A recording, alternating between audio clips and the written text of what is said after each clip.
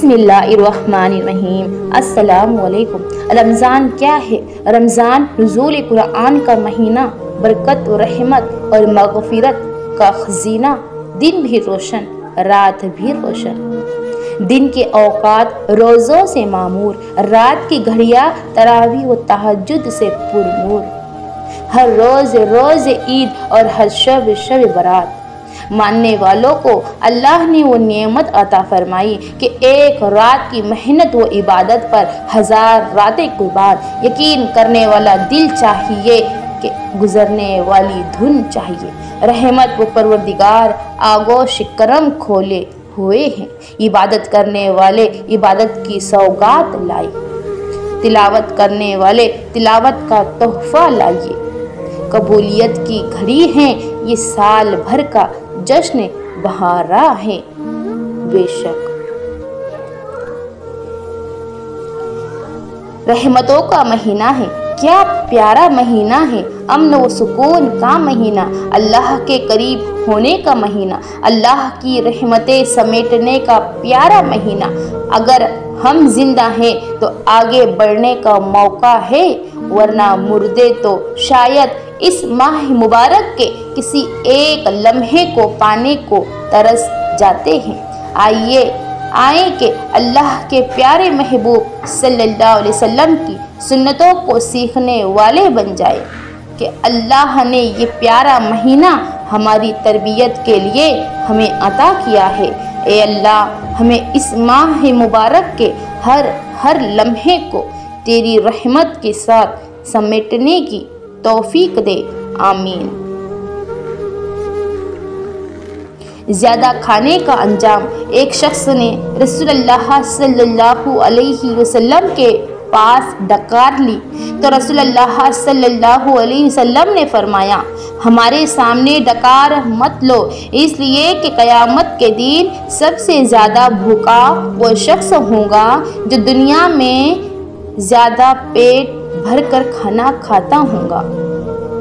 रसूलुल्लाह सल्लल्लाहु अलैहि वसल्लम ने इरशाद फरमाया, अल्लाह ताला ने फरमाया कि मैं अपने बंदे के उस गुमान के नज़दीक होता हूँ जो मेरे मुतअल्लिक करता है। शैतान कहाँ बैठता है? लंबे नाखून शैतान की बैठने की जगह है, यानी उन पर शैतान बैठता है। रसूलुल्लाह सल्लल्लाहु अलैहि वसल्लम ने इरशाद फरमाया, मुसलमान की नाहक बेइज्जती करना सूद खाने से भी बड़ा गुनाह है। मरने वालों की अच्छाइयाँ बयान करो। रसूलुल्लाह सल्लल्लाहु अलैहि वसल्लम ने फरमाया, अपने मरने वालों की अच्छाइयों को याद करो और उनकी बुराइयों को बयान से बाज रहो। मरने वालों की बुराइयाँ ना करो। ए अल्लाह, हमें मांगने का सलीका नहीं आता, फिर भी हर रोज़ हाथ फैलाए इस यकीन के साथ तुझसे मांगते हैं कि तेरे सिवा हमारी दुआओं को कबूल करने वाला कोई नहीं।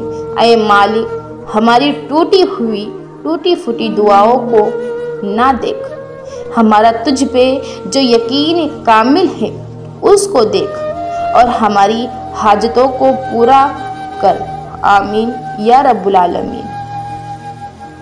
रमज़ान करीम ऐसे कमाया जा सकता है। क़यामुल लैल की आदत अपनाइए, सामान्य मशगूलियत और इंटरनेट से बचिए, नफली इबादत का एहतमाम करें, दुआओं और मुनाजात की कसरत करें, औकात को ज़ाय होने से बचाएं, रोज़ाना के औकात को तरतीब दें, कुरान करीम की तिलावत का एहतमाम करें, तौबा व इस्तिग़फ़ार, कलमा व तैयबा का ज़्यादा से ज़्यादा विर्द करें, ज़िक्रुल्लाह और दरूद शरीफ की कसरत करें, रोज़ों को आदाब के साथ रखें, सिगरेट नोशी और दीगर नशा से बचें, तहज्जुद और दीगर नवाफिल का एहतमाम करें, आमाल रमज़ान के मसाइल को सीखें, सदका अपने हाथ से देने की आदत डालें, मसाजिद में ज़्यादा वक्त गुजारें, बिला ज़रूरत बाज़ार जाने से इज्तनाब करें, अपने घर और अहबाब को रमज़ान की अहमियत बताएं। गाली गलौज और बदअखलाकी से बचे। हस्बे तौफीक सदका व खैरात करे। हर काम में अल्लाह ताला की रज़ा को मकसूद हो। वीडियो को दूसरों तक ज़रूर से ज़रूर शेयर करो। नमाज तहज्जुद की रकात। सल्लल्लाहु अलैहि वसल्लम ने ज़िंदगी में एक हज किया। क्या आप जानते हैं आप सल्लल्लाहु अलैहि वसल्लम ने ज़िंदगी में 4 उम्रे किए। क्या आप जानते हैं आप सल्लल्लाहु अलैहि वसल्लम ने ज़िंदगी के 53 साल मक्का में गुजारे। क्या आप जानते हैं आप सल्लल्लाहु अलैहि वसल्लम ने ज़िंदगी के 10 साल मदीने में गुजारे। क्या आप जानते हैं आप सल्लल्लाहु अलैहि वसल्लम के 3 बेटे थे, कासिम, इब्राहिम, ताहिर। क्या आप जानते हैं आप सल्लल्लाहु अलैहि वसल्लम के हम शक्ल सहाबी का नाम वहिया कल्बी था। क्या आप जानते हैं आप सल्लल्लाहु अलैहि वसल्लम के दांत मुबारक जंग उहुद में शहीद हो गए।